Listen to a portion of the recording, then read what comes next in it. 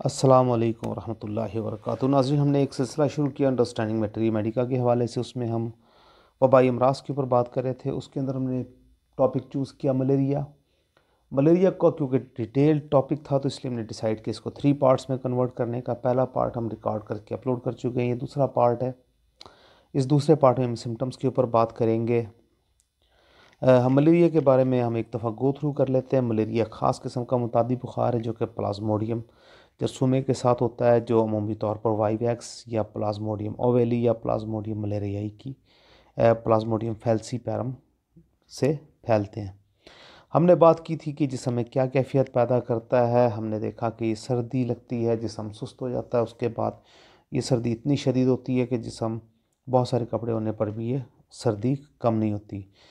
और जो लर्ज़ा है वो बहुत ज़्यादा शदीद होता है, नाखून और होंठ नीले पड़ जाते हैं, अंदरूनी अज़ा में अक्सर खून जमा हो जाता है। अब इसकी वजह से सर दर्द या सर में बोझ मालूम होता है। बाज़ औक़ात सर में ज़्यादा खून जमा होने के बायस सांस तेज़ी के साथ आता है। नाज़रीन, आगे चलने से पहले हम आपसे रिक्वेस्ट करेंगे कि अगर आप नए हैं इस चैनल पर तो हमारे चैनल को सब्सक्राइब कीजिए और हाँ, बेल बटन ज़रूर दबाइएगा, रेड बटन जो है, जो ताकि हमारी पोस्टें आइंदा आपको मिलती रहें। और अगर आपको हमारी पोस्ट पसंद आए तो उसे लाइक और शेयर ज़रूर कीजिएगा। तो अब ये देखें, जो सर में खून ज़्यादा जमा होता है जिसके बाद सांस तेज़ी के साथ आता है, जिगर मैदा में इज्तिमा खून के पास जी मतलाता है, कै होती है, मरीज़ का मुँह खुश्क होता है, इसे बड़ी सख्त प्यास लगती है। ये सर्दी का दर्जा अक्सर घंटा या 1.5 घंटा तक रहता है, लेकिन बाज़ मरीज़ों को 4-5 घंटों तक रहता है। मगर जब इस बुखार की कई बारियाँ आ चुकी होती हैं तो फिर सर्दी भी बहुत नहीं लगा करती। अब जिस्म क्योंकि रेजिस्टेंट कर जाता है ना इसके ख़िलाफ़, तो इसलिए फिर सर्दी लगनी कम हो जाती है। सिर्फ़ एक आध लम्हे के लिए हल्की सी सर्दी लगती है जब सर्दी का दर्जा ख़त्म हो जाता है। तो इसके बाद गर्मी का दर्जा शुरू हो जाता है, उसके बाद फिर पसीने का दर्जा शुरू हो जाता है। अब गर्मी के दर्जे में क्या होता है, जिस्म आहिस्ता आहिस्ता गर्म होता है, यहाँ तक कि मरीज़ गर्मी के कपड़ों को बर्दाश्त नहीं कर सकता। अब देखिए, पहले मरहले में उसको इतनी सर्दी लग रही थी कि बहुत सारे कपड़े पहन कर भी उसको सर्दी लग रही थी। अब दूसरे मरहले में क्या हो गया, अब कपड़े उतार कर भी उसको सर्दी नहीं लग रही बल्कि गर्मी लग रही है। पर बिल्कुल बर्दाश्त नहीं कर सकता वो कि जी वो किसी भी किस्म के कपड़े पहने। नब्ज़ भरपूर और तेज़ चलती है, सर दर्द करता है, कनपटी की शरियानें खूब तड़पती हैं, ज़बान खुश्क हो जाती है, सफ़ेद फर जम जाती है, बाज़ औक़ात जी मतलाता है, पेशाब थोड़ी मिकदार में रंगीन आता है। जिस्म का दर्जा रहता है अमूमन 100 से 104 दर्जे तक, बल्कि इससे भी ज़्यादा हो जाता है। ये हालत 2-3 घंटे, बाज़ औक़ात 6 से 12 घंटे तक भी होती है। इसके बाद तीसरा दर्जा यानी पसीने का दर्जा शुरू होता है। मरीज़ को बहुत आराम महसूस होता है, प्यास में कमी वाक़ई हो जाती है, नब्ज़ की तेज़ी भी घट जाती है, पेशाब में सुर्ख़ ज़र्रात बहुत ख़ारिज होते हैं। पहले पेशानी और चेहरा नमूदार होता है, फिर तमाम बदन से पसीने से शराबूर हो जाता है।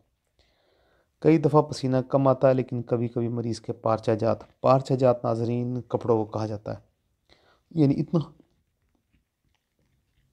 इतना मरीज़ को पसीना आता है कि उसके जो कपड़े वो भी गीले हो जाते हैं, बिस्तर पसीने से गीला हो जाता है। इस तरह अलामात में तख़फ़ीफ़ होकर बुखार उतर जाता है। पसीना ज़्यादा निकलने से मरीज़ निढाल हो जाता है। बाज़ मरीज़ों को पसीना आते हुए नींद आ जाती है और जब वो जागते हैं तो बिल्कुल आराम महसूस करते हैं।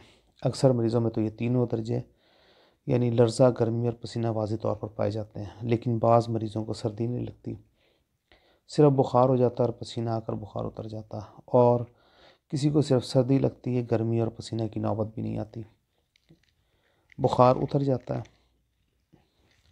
अब ये क्योंकि मलेरिया बुखार होता ही बहुत ज़्यादा वेरिएशंस के साथ और इन्फेक्शन बहुत शदीद होती है, इसलिए लोगों में अलामात भी डिफरेंट डिफरेंट होती हैं। तो आपने देखा ना कि कई दफ़ा पसीना आकर उतर रहा है और कई दफ़ा वैसे भी उतर रहा है बुखार।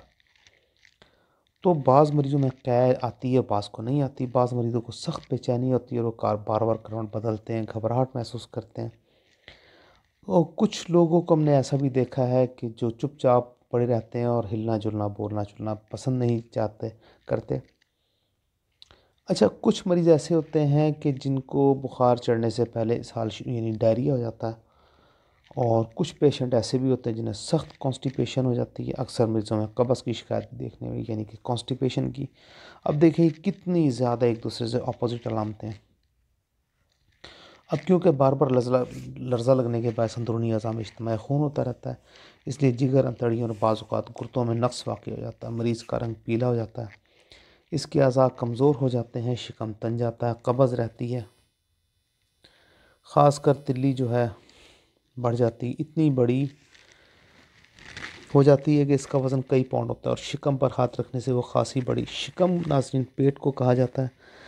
अब मलेरिया जिसको बहुत सख्त हुआ उसको अगर उसकी तिल्ली अगर बढ़ जाए तो उसके पेट पर हाथ रखने से हमें वाज़ेह तौर पर पता लगेगा कि उसके पेट के ऊपर तिल्ली मौजूद है, क्योंकि इतनी बड़ी हो जाती है। हालांकि नॉर्मल हालात में तिल्ली हमारे पेट से काफ़ी अंदर होती है शिकम से, और हमें महसूस भी नहीं होती।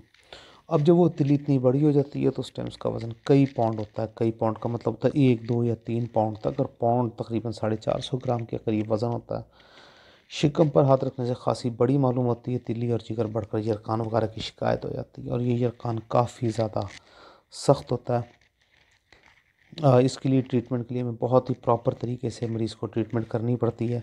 बाज़ औक़ात गुर्दों में वरम होकर खूनी पेशाब आने लगता है, बाज़ औक़ात खांसी और दमे की शिकायत हो जाती है।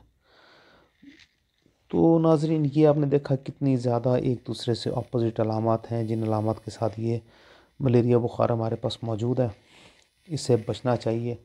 नाज़रीन, इसका तीसरा हिस्सा जिसमें हम इसके इलाज के ऊपर बात करेंगे, होम्योपैथिक इलाज के ऊपर, उससे आप ज़रूर सुनिएगा। ये दूसरा पार्ट था, अब तीसरा पार्ट हम आपके लिए अपलोड करेंगे।